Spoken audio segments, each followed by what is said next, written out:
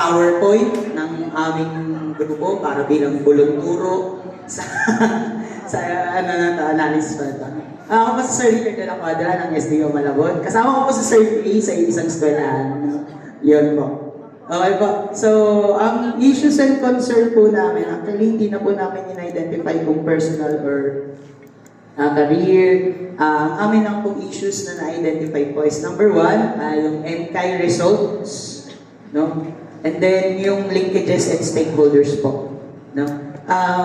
Sa guidance services po, number one namin is career coaching para po ma-address yung NCAI results. Kasi minsan sa madalas, hindi po na agad nag-ibababa yung results ng NCAI. Ang nangyayari po minsan, graduate na po yung bata or nasa college na po yung bata bago nila ibaba. So, hindi po namin agad na identify kung ano yung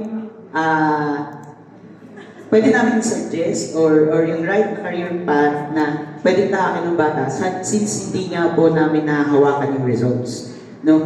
Ang possible activities po namin para sa career coaching is career orientation with parents and stakeholders po. No? Ang role ng guidance services ay proposal, creation, designation of tasks, and facilitate the program. No?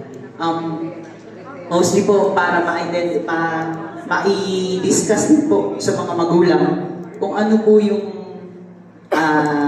growth talaga ng guidance. Kasi po minsan, it's either pinababayaan din po nila kung ano yung magiging decision ng bata. Tapos, minsan,